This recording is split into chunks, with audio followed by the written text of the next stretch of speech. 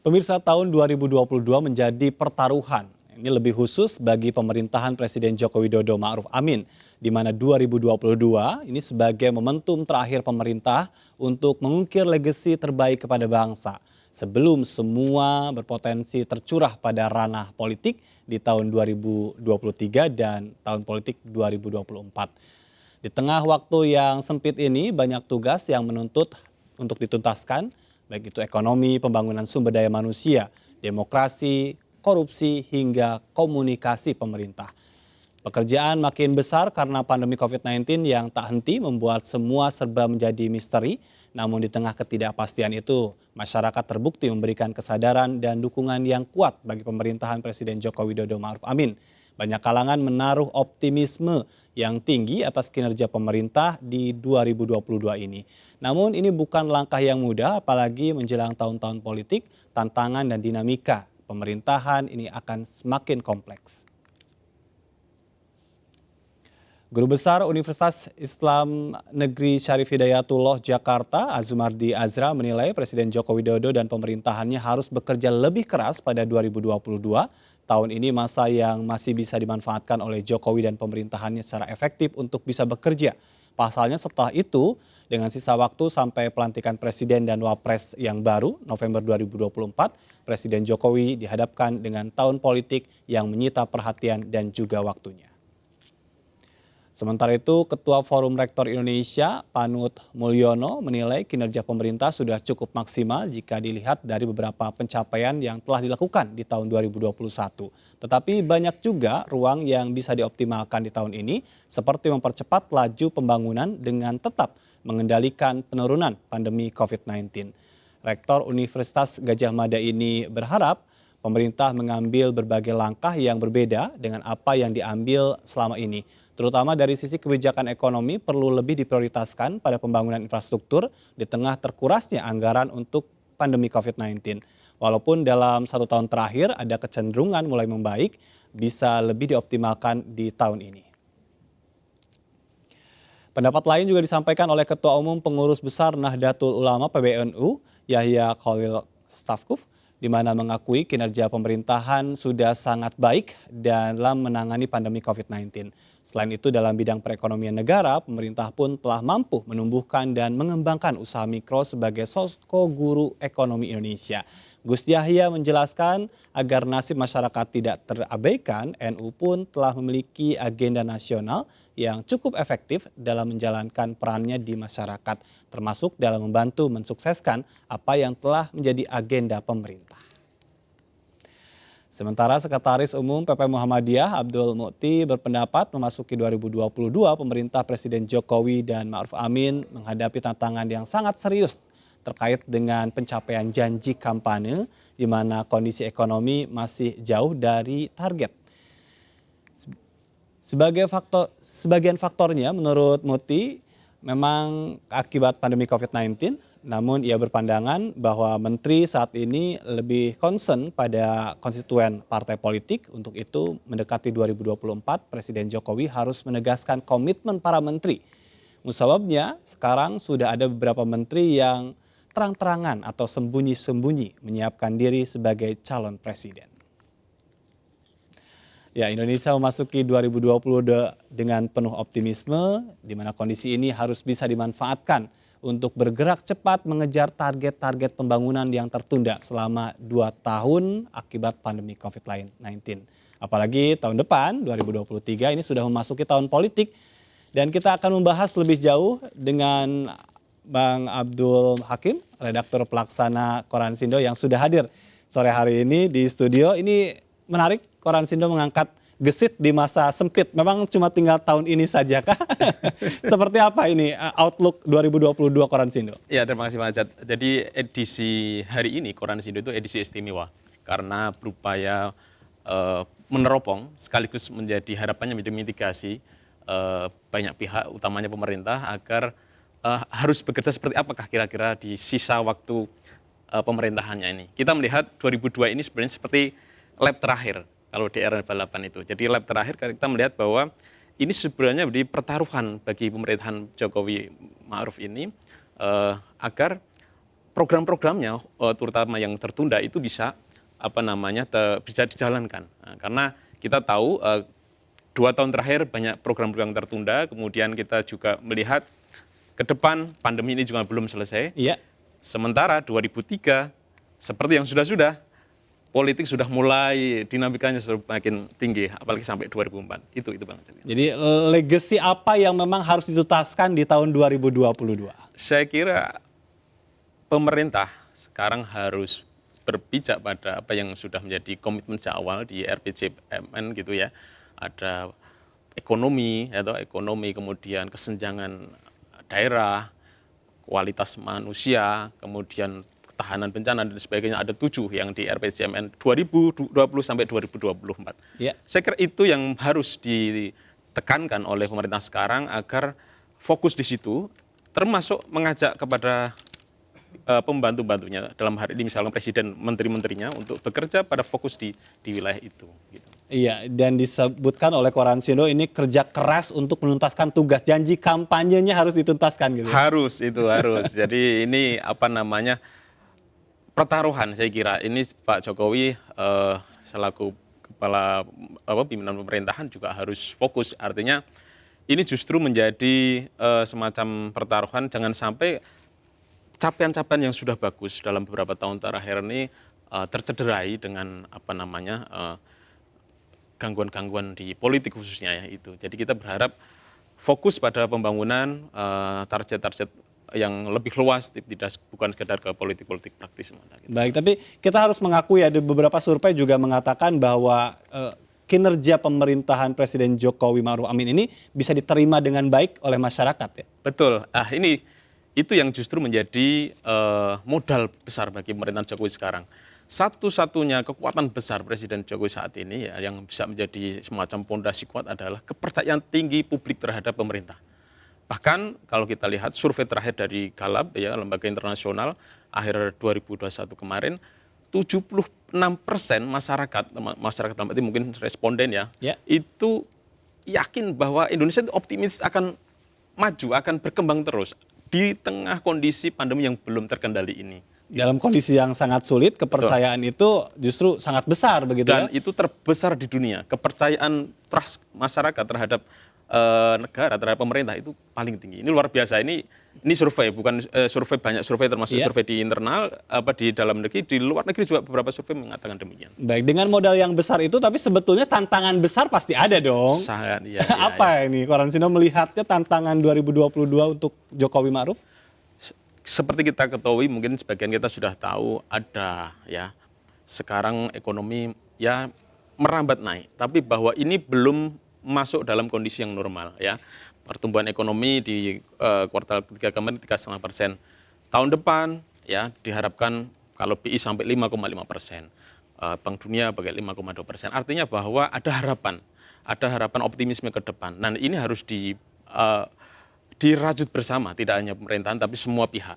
Di sisi lain banyak hal, misalkan demokrasi kita yang menjadi sorotan, kemudian penanganan korupsi, yaitu masih ada gaduh, kemudian dianggap masih tebang pilih dan sebagainya. Ini apapun harus menjadi PR Pak Jokowi dan pemerintahannya, dan tentu juga semua pihak untuk bagaimana bersama-sama menuntaskan program-program yang menjadi prioritas pembangunan bangsa ini sampai 2004 ini. Ya. Baik, tapi ada juga yang menarik, ini komunikasi juga harus menjadi perhatian penting pemerintahan saat ini. Iya, ada beberapa kalangan, termasuk dari Sekretaris Umum PP Muhammadiyah Pak Abdul Muti menyoroti bahwa pemerintah saat ini dianggap belum sepenuhnya membangun komunikasi yang cair ya, istilah yang benar-benar bagus ya, khususnya dengan kalangan umat Islam.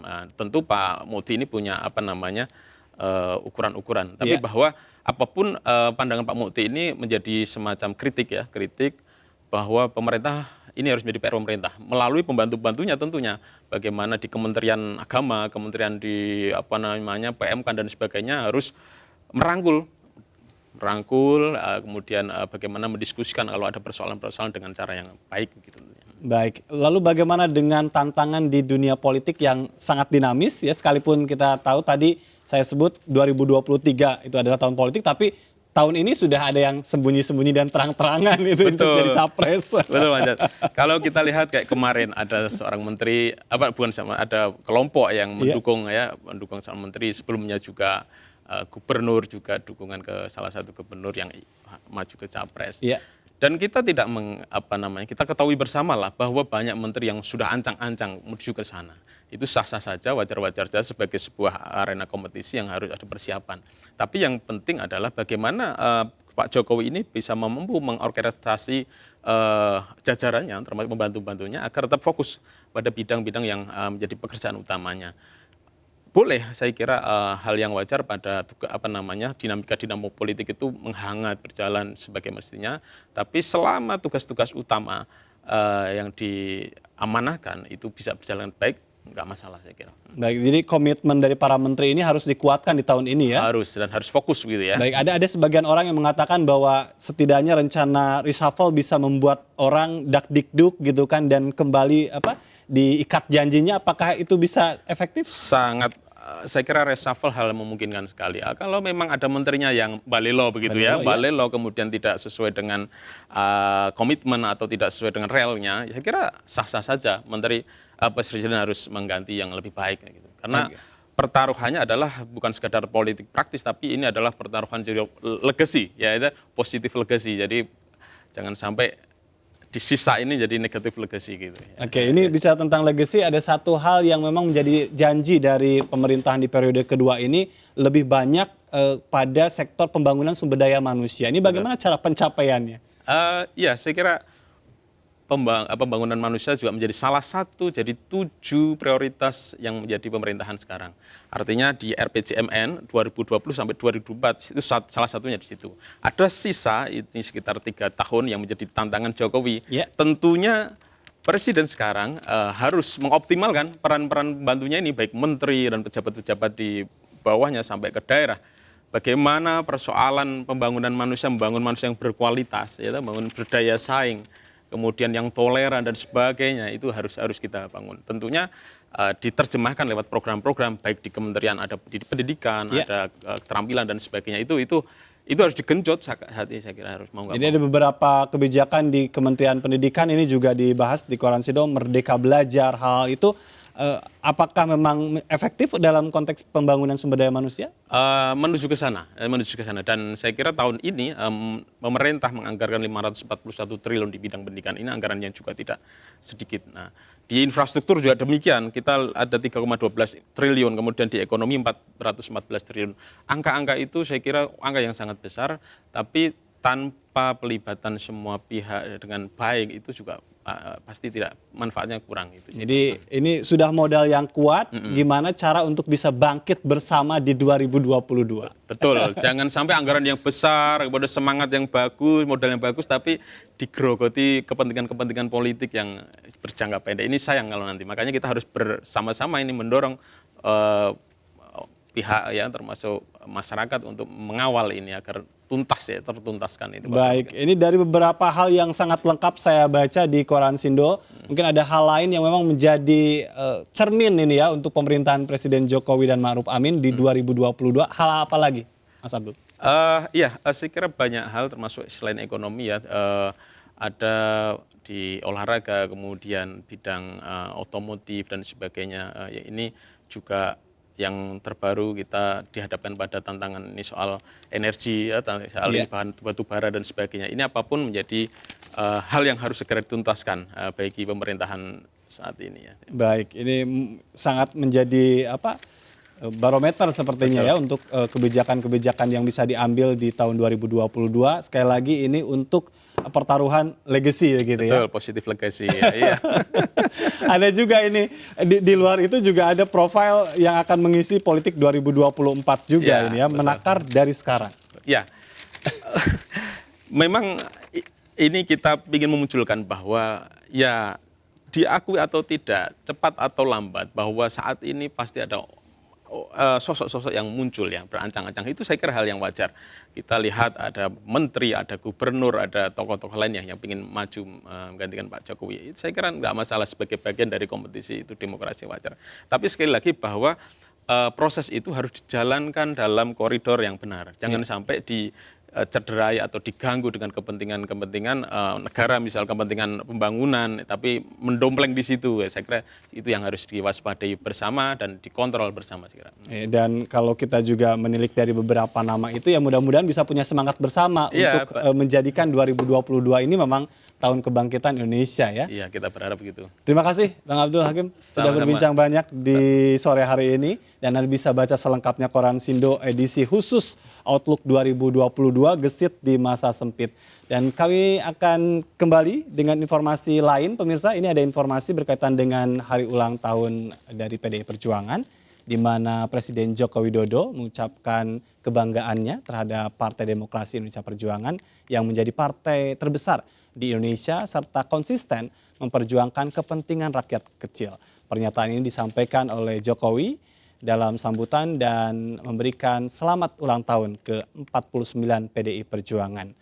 Sebagai kader partai, Jokowi bersyukur saat ini PDI Perjuangan tumbuh menjadi partai terbesar di Indonesia.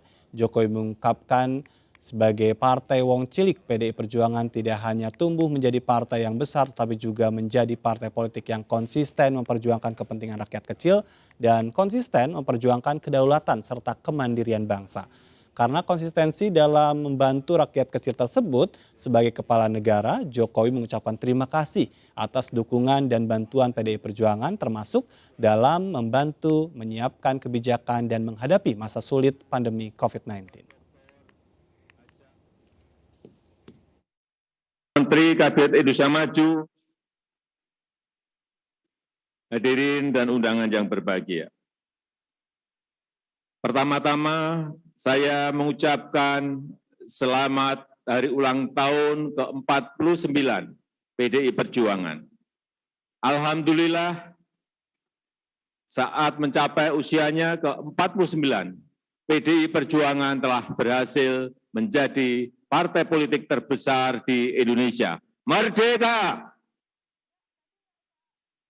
Menjadi partai politik yang konsisten memperjuangkan kepentingan rakyat kecil, konsisten memperjuangkan kedaulatan negara dan kemandirian bangsa. Ibu Ketua Umum, Bapak Ibu keluarga besar PDI Perjuangan yang saya hormati. Pada kesempatan yang berbahagia ini, atas nama masyarakat, bangsa, dan negara, saya ingin menyampaikan terima kasih yang sebesar-besarnya atas dukungan dan bantuan PDI Perjuangan dalam menyiapkan kebijakan-kebijakan dan dalam menghadapi masa-masa yang tidak mudah, masa-masa yang sulit akibat pandemi COVID-19. Alhamdulillah, puji syukur kita panjatkan. Pemirsa, kami masih akan kembali dengan informasi penting lainnya, tetaplah di MNC News.